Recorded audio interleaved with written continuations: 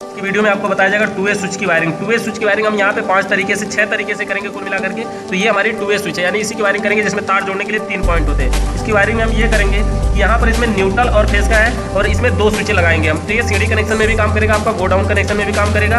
और अगर आप 2 स्विच लगा करके यानी छत पे और नीचे लगा के एक टूल पंप मोटर चलाना चाहते हैं और कहीं से चलाना चाहते हैं, कहीं से बंद करना चाहते हैं, तो भी ये तरीका हमारा काम करेगा। तो इसमें हम क्या करेंगे, इसमें देखिए यही है कि हमारा एक स्विच से बल्ब को ऑन करेंगे और दूसरे से बंद कर देंगे, या फिर दूसरे से ऑन करेंगे पहले से बंद कर देंगे, या इसी से ऑन करके इसको बंद कर देंगे। यानी आप जिस स्विच से चाहें उसी से उसको बंद कर सकते हैं, चालू कर सकते हैं।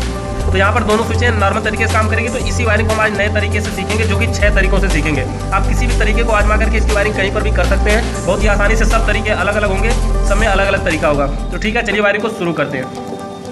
तो यहाँ से हमारा सबसे पहले न्यूट्रल और फेस के साथ हम इसकी वायरिंग करते हैं। सबसे पहले ये हमारा न्यूट्रल है और ये फेस है। अगर इसको जोड़ना है तो चलिए ठीक है, न्यूट्रल को हम पहले जोड़ते हैं। न्यूट्रल के वायर को स्विच के किसी एक पॉइंट में जोड़ देते हैं, यानी न्यूट्रल के तार को स्विच के ऊपर वाले पॉइंट में जोड़ दिए और इसी पॉइंट को और हम आगे की तरफ जोड़ते हैं। और जो दूसरी स्विच है छत पर, उसमें भी हम ऊपर वाले पॉइंट में न्यूट्रल को जोड़ दिए। ये हमारा नॉर्मल तरीके से न्यूट्रल जो है वो दोनों स्विचों के ऊपर में पहुंच गया। और फेस को स्विच के निचले पॉइंट में जोड़ते हैं। एक स्विच के निचले में जोड़ दिए, अब जो नीचे दूसरी स्विच है जो छत पर है उसके भी जोड़ देते हैं।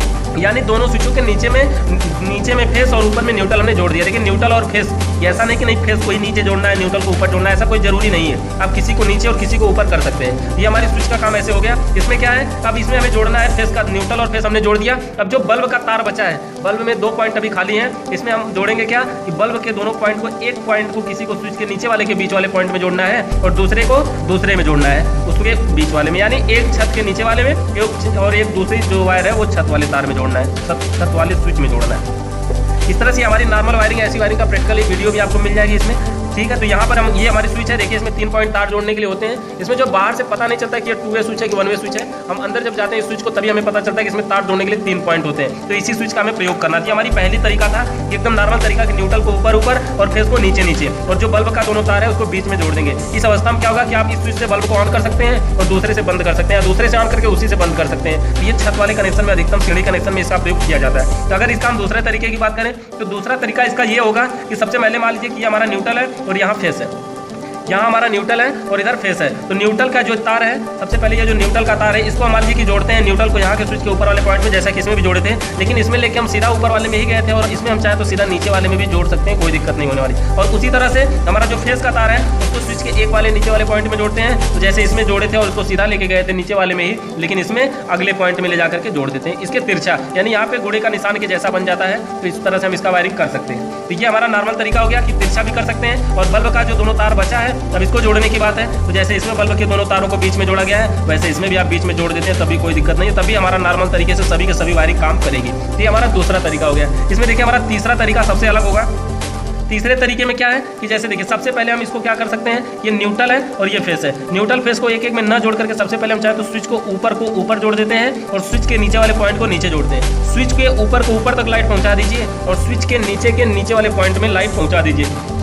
तो इस तरह से हमारा हो जाता है, यहाँ पे स्विच का ऊपर और नीचे का नीचे वाले पॉइंट में पहुंचा देते हैं। तो लाइट यहाँ से चलती है। उसके बाद देखिए अब हमारा न्यूट्रल और फेस जोड़ना है। ये हमारा जो न्यूट्रल का तार है, इस तार को सबसे पहले लेते हैं और बल्ब में डायरेक्ट न्यूट्रल की सप्लाई देते हैं। यहाँ पर देखिए किसी भी वायरिंग में ऐसा नहीं हुआ है कि न्यूट्रल डायरेक्ट बल्ब में गया, सिर्फ इसी वायरिंग में ऐसा हो रहा है कि न्यूट्रल जो है वो सीधे बल्ब में चला गया है। ठीक है, और फेस देखिए अभी तक बाकी है। तो फेस को अगर हमें जोड़ना है तो फेस के वायर को हम इस स्विच के बीच वाले में जोड़ते हैं, जो कि इसमें किसी में फेस बीच में नहीं जोड़ा गया है। यहाँ पर फेस के बीच में जोड़ते हैं स्विच के, और यहाँ से दूसरा वाले जो स्विच है, जो छत पर स्विच है, उससे हम बीच वाले पॉइंट से आउट करवाते हैं और यहाँ पर बल्ब में जोड़ देते हैं। तो इस तरह से ये भी वायरिंग सही हो जाता है हमारा कि न्यूट्रल को डायरेक्ट बल्ब में जोड़ दीजिए और फेस को स्विच के बीच में जोड़िए और स्विच के ऊपर को ऊपर, नीचे के नीचे जोड़ करके दूसरी स्विच का जो बीच वाला पॉइंट खाली है उसको ले जाके बल्ब में जोड़ देते हैं। तो इस तरह से हमारी ये तीसरी वायरिंग भी कंप्लीट हो जाती है। जब हमारी 3 वायरिंग पूरी हो गई, देखिए सबका वायरिंग का तरीका अलग था। पहला और दूसरा जो था वो लगभग मिलता था, लेकिन तीसरा सबसे अलग था। तो तीसरा और चौथा भी देखिए थोड़ा सा इससे अलग ही मिलेगा आपको।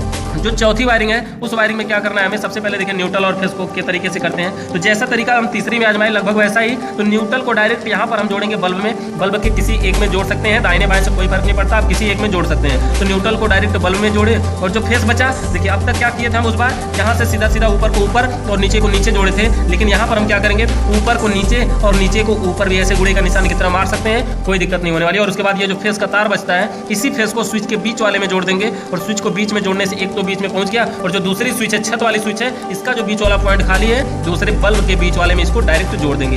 इस तरह से ये हमारी चौथी वायरिंग भी कंप्लीट हो जाती है कि न्यूट्रल डायरेक्ट बल्ब में है और फिर स्विच के बीच वाले में है, और यहाँ से घोड़े का निशान की तरह, यानी ये जो पहली स्विच है इसका ऊपर वाला पॉइंट छत वाले स्विच के नीचे में और इसका नीचे वाला पॉइंट छत वाले स्विच के ऊपर में जोड़ देना है।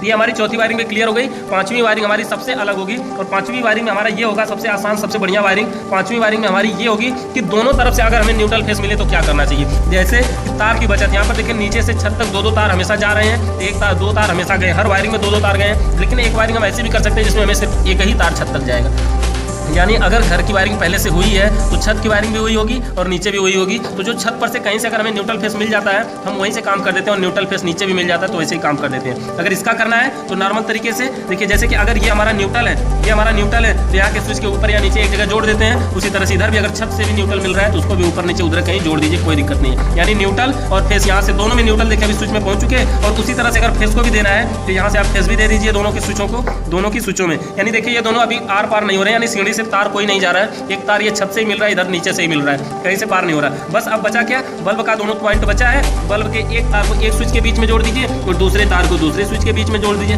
बस एक ही तार आपका नीचे से ऊपर तक जाएगा, जो तार पहली स्विच से होकर के बल्ब में जाएगा और बल्ब का दूसरा तार दूसरी स्विच में चला जाएगा। तो ये भी नॉर्मल तरीके से हमारी वायरिंग बहुत ही बढ़िया तरीके से कार्य कर सकती है। कि इन वायरिंगों का प्रैक्टिकल आपको वीडियो में मिल जाएगा, नीचे देख चेक कर सकते हैं। तो यहाँ पर देखिए हमारा जो अगला तरीका, लास्ट तरीका, यहाँ पे पांचवा जो हम छठवां नंबर पे बताने जा रहे हैं, इसमें क्या है, इसमें हमने दो बल्ब बना रखे हैं। इसमें दो बल्ब बने हुए हैं, जिन दो बल्बों में क्या हुआ है कि एक ही स्विच है और दो बल्ब जलेंगे। यानी हम क्या करेंगे कि अगर स्विच को हम ऊपर की साइड ऑन करते हैं तो हमारा एक बल्ब जलेगा, और नीचे की साइड ऑन करते हैं तो दूसरा बल्ब जलेगा। और इसकी वायरिंग करना कितना सिंपल है कि न्यूट्रल के तार को उठाइए और एक बल्ब के एक पॉइंट में जोड़ दीजिए। अब उसी के बाद ये जो दूसरा बल्ब है उसमें भी न्यूट्रल पहुंचा दीजिए, यानी न्यूट्रल के तार को दोनों बल्बों में डायरेक्ट जोड़ दिया गया है।